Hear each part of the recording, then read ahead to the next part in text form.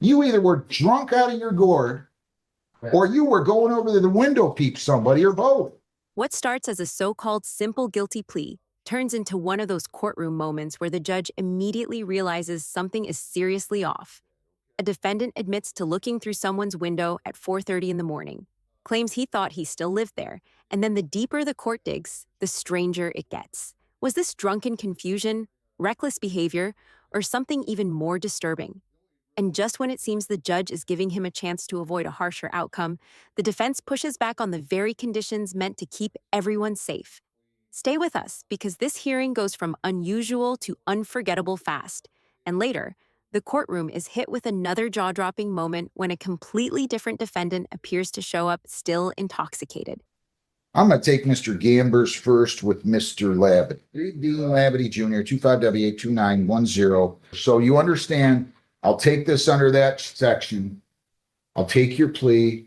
I'll refer you for a pre-sentence report. I'll set terms and conditions. And if you're compliant at the end of the specified period that I set, the case will be dismissed. The prosecutor here says 12 to 18 months. Do you understand that? He had said 12, Judge. I know that I think he crossed part that said 18 out. Okay, well, I may still go 18. I may still go 12. I don't know. But Fair play. okay. But do you understand that, sir? Yeah. All right.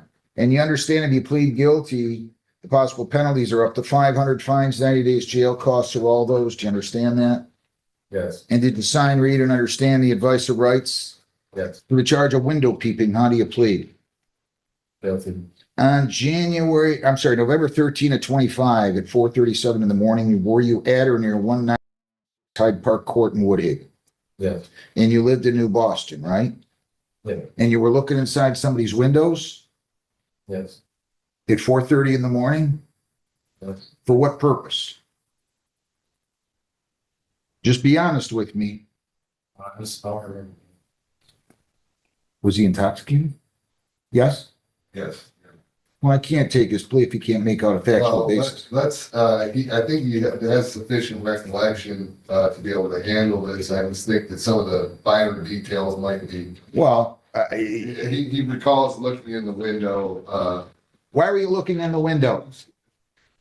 I used to live there. You were looking in the window. You used to live there with who? My dad. Who's your dad? Reloading.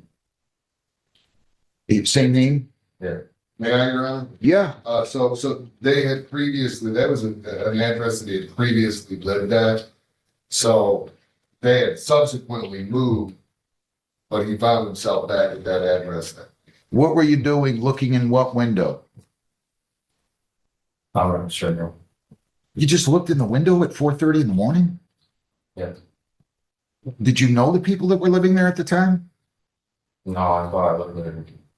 So, You thought you still lived there? Yeah. What did you consume that day? Oh. How much alcohol or drugs or both? I just thought, How many? What kind? Nick Ultra. How many? 20? I can't hear you. Many. Are you on probation or parole right now? Anybody force you to plead guilty?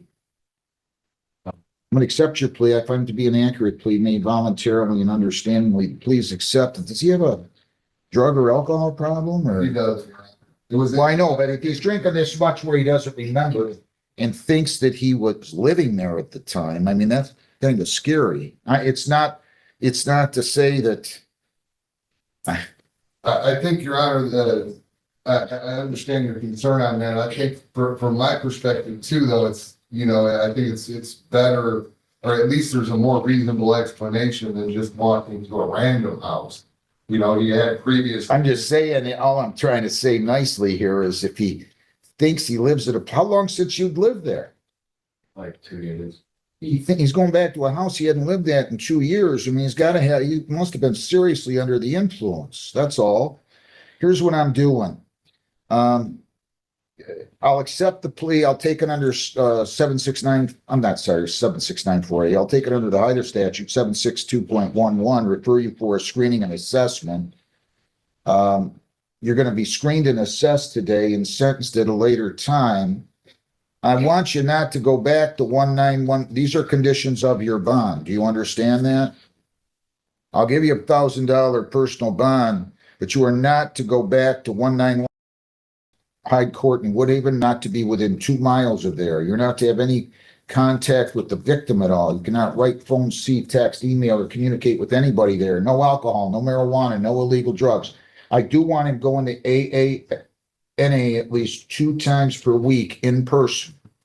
And I also want him going over to get fingerprinted and photographed today by 2 p.m. at the Woodhaven Police Department. Do you understand that, sir? So you're going to get a review here. You're going to get a sentence date. Then you're going to go down the hall and pick up the sentence date on the notice. Then you're going over to probation. We're going to notify the victim. Probation will you'll fill out a questionnaire for them and be interviewed, and then you'll come back for sentence.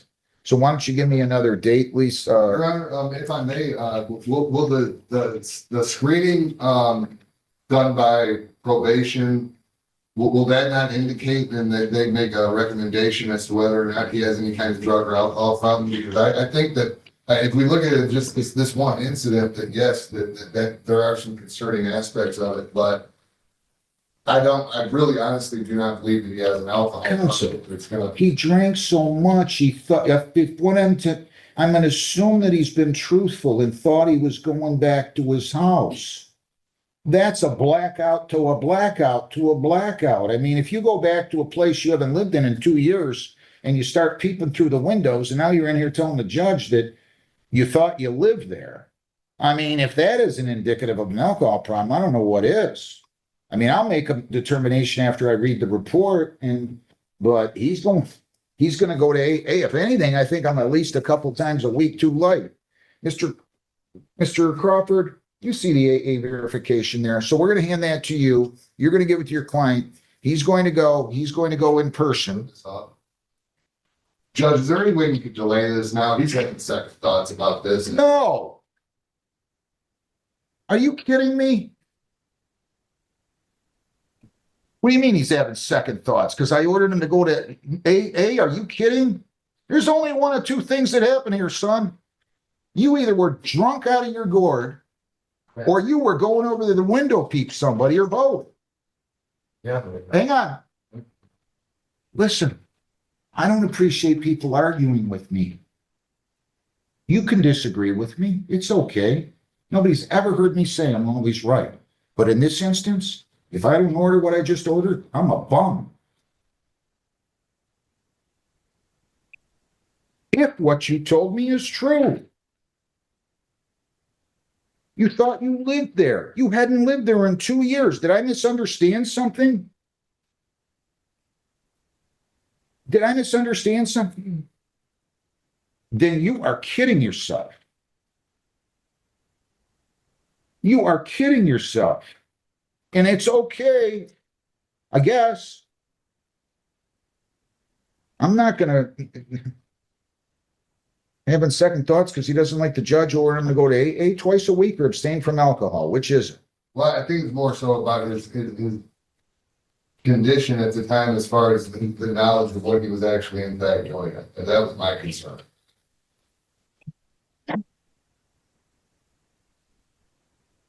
I'm not trying to throw a wrench in the machinery at all, Judge. You've been very reasonable this morning, from my perspective. Well, I'm not understanding though. He's looking through the windows. At 4:30 in the morning, which causes me to say a lot of things to myself. I mean, I wouldn't go to my house sober, even, and look through the windows at 4:30 in the morning. I'm going to walk in the door. He didn't even try to walk in the door.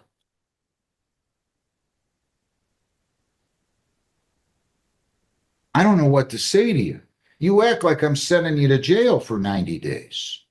This is strange.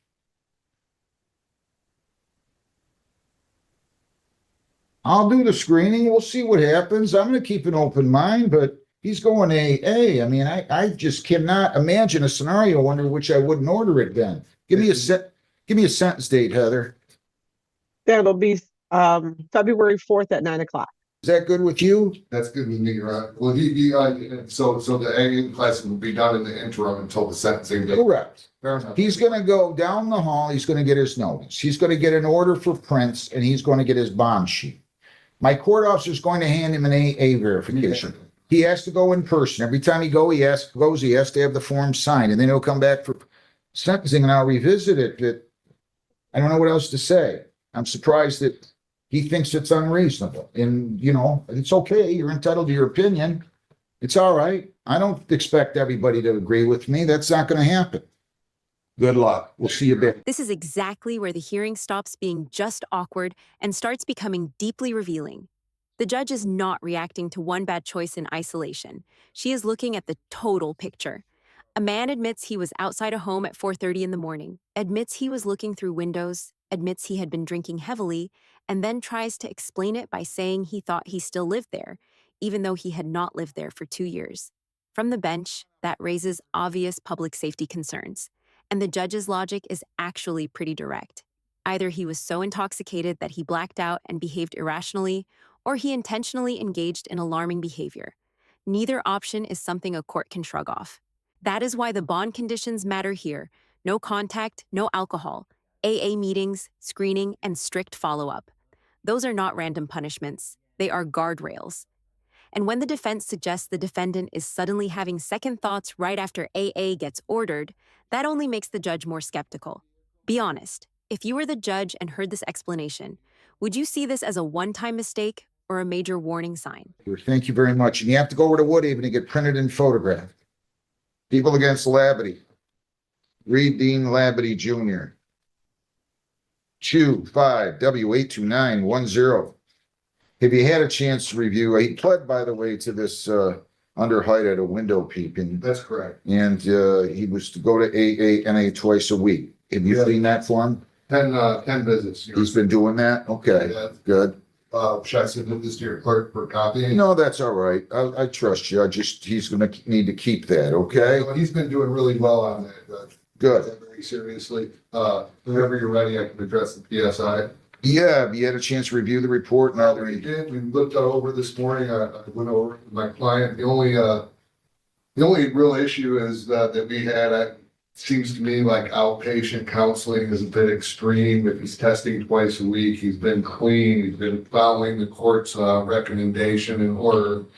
As far as AA goes, maybe if the court was inclined to entertain that particular element, that if he tested positive, maybe that it could trigger outpatient. Because he expressed to me this Well, morning. I mean, I think their concern is, you know, he had THC in his system. He acknowledged he was using marijuana and he had 10 beers and now he's going in the backyard of somebody's house and window peeping. I mean, I don't think it's that extreme, but I get it. Go ahead. I'm sorry. I didn't mean to interrupt. No, and I think that's a very valid point. And I think that's something that he expressed to me this morning was that, you know, I think he's relieved that this ended where it did, you know, and it didn't result in something more extreme. You know, I mean, people get shot for stuff like that. And that was something that he expressed to me was that, you know, in the grand scheme of things, the severity of it was probably as minimal as it could be. But Judge, yes, I would say that, you know, given the fact that you know, going to 2 AA sessions per week and has, you know, weekly or bi-weekly testing, whatever the court would order on that. If he did test positive and he's quit smoking marijuana for the most part, I think, if he tested positive for alcohol or drugs, any illegal drugs at any point in time, then at that point in time, couldn't that trigger an outpatient program? Okay. That's your argument. Yes. I got it. Anything else? Either one of you? Reed, you have anything? I just want to say that was a dumb mistake and I'm glad it turned out the way it did. Could have been a lot worse. And you went over and got fingerprinted, right? Yeah, I did. Right after the last court date. All right, I'm gonna take this under the Motor Vehicle Training Act. As agreed upon, that's what you guys agreed upon. I'll do that. 15 months probation. You cannot leave the state without the consent of the court. You cannot violate any law or ordinance. You change your address, your place of employment, or home telephone number, you must notify probation. You have to report as directed. No alcohol, no marijuana, no illegal controlled substances. You're not to purchase, possess, or consume any one of those. You're just kratom, poppy seeds, and CBD oils are prohibited. Consuming food or other items containing those substances will be deemed a violation. You're to submit to chemical testing PBTs bi-weekly for 4 months. If you're clean, I'll then make it. But I'm going to order 4 days jail. I'm going to let you serve those as follows. 3 days on the court work program. There's a $35 a day charge for that for a total of $105.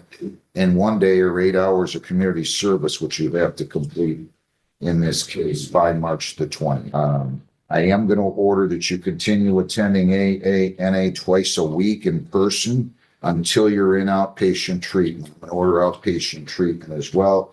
We're to attend that and complete that. So you understand the sentence so far? Yes. Fines are 100, costs are 200, 75 victims' right fee, $50 justice assessment, 4.25, screening fee 60 for 485. If you violate, your probation could be revoked. You could be incarcerated for 90 days. You have 21 days to appeal and 14 days to apply for a court-appointed lawyer for purposes of appeal if you cannot afford them. You understand that? All right, that's what I'm going to do. Lori Gay Hinkle, 26W841130A and B. Your name? Lori Gainville. You smell of alcohol, I'm told, Ms. Hinkle. Are you I drunk? was drinking last night. Are you drunk? No, We're going to give you a PBT, okay? You're going to, my court officer is going to administer a PBT to you. I So, was drinking till, ma'am, Go ahead and see the hallway. we're going to administer a PBT to you. Go ahead and see the And hallway. then you'll go out and, so that goes to the prosecutor. That's the PBT. Lori Gay Hinkle, 26W841130A. And B. You said no, sir. What's your name? Tell me your name. my name's Lori Gainville. You got a .166 on the PBT. I was drinking till 4:01 and I didn't know that I couldn't do that was. You're still drunk. No, it was, Both from home. Man, we've got a .166. Who drove here? my friend. Who's- Is this the guy here? Did he drive? Sir Ronald Raymond Hamilton, the left president, Slow down. president What? of the United States. Hang on a second. Who? The 11th cousin to the United States president, What's his name? Sir Ronald Raymond Hamilton. The cousin to the president. Hamilton. You ready? Yeah. The president of the United States? Yes, The president right now? yes, sir. He's shaking his head no. Why is he shaking his head no? If he's not the president, why? No, he's not president, he's the 11th cousin. 11th cousin. He's shaking his head no. Then he's not the 11th cousin. And honestly, I don't care if he's the brother of the president. It's not going to help you, so I don't need to hear this. What I do want you to know, if you show up for court again drunk, we're going to have a big problem. I'm going to reschedule your case. Sir, you cannot let her drive. Do you understand?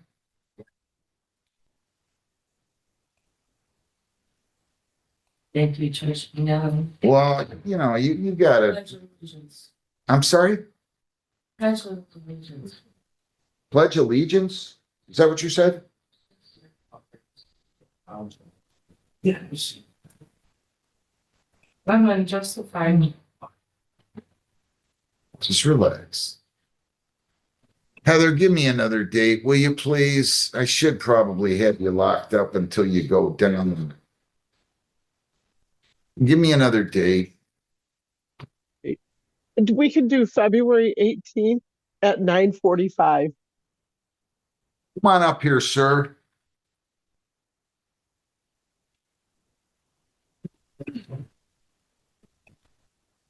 What is your name?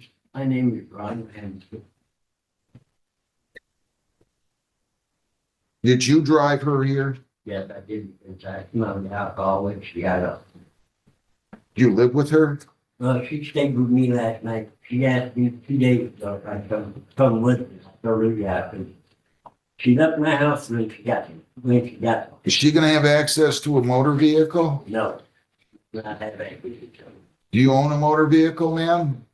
That's Does she? a 2010 Ford from She owns it. light gray. Well, hang on a second. You just told me she didn't have access. If she owns a motor vehicle, how does she not have access to the vehicle? I'm the phone with me.